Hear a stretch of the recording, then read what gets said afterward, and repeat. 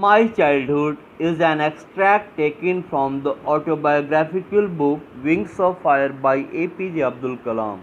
He was not raised but provided a secure childhood to Abdul and his brothers and sisters. Abdul inherited honesty and self discipline from his father and faith in goodness and deep kindness from his mother. Abdul Kalam was born in Rameswaram in the former Madras state.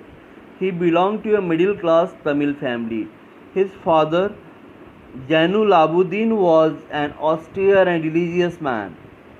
His mother, Asiyama, was a hospitable lady. They lived in their ancestral house on the Mosque Street in Rameswaram. He had three brothers and one sister. The Second World War broke out in 1939. Abdul Kalam was then 8 years old.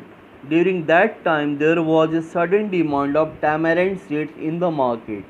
Abdul Kalam collected the seeds and sold them to a provision shop for 1 anna. He also helped his cousin Samsuddin in catching the bundles of the newspaper dropped from the moving train. This helped him to earn his first wages. Abdul Kalam had three close friends in his childhood, namely Ramanand Sastri, Aravindan, and Shiv Prakashan. All these three boys were from Orthodox Hindu Brahmin families, and moreover, Ramanand was the son of high priest of the Rameswaram temple. As children, they never felt any difference amongst themselves because of their religious differences and upbringing. One day, a new teacher came to Kalam's class. One day, a new teacher came to Kalam's class. Kalam always sat in the front row next to his friend Ramanand Sastri. The new teacher could not tolerate a Hindu priest's son sitting with a Muslim boy. Abdul Kalam was asked to go and sit on the back bench. He felt very sad, and so did Ramanand Sastri. The image of Ramanand, the image of Ramanand weeping when he shifted to the last row, left a lasting impression on Kalam. Later, on the intervention on Ramanand's father, the teacher regretted his behavior and apologized. There was another teacher named Siva Subramania Iyer in the school.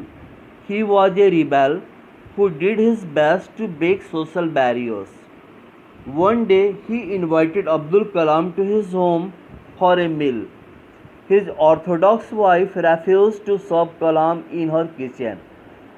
Iyer served Abdul with his own hands and sat down beside him to eat his meal.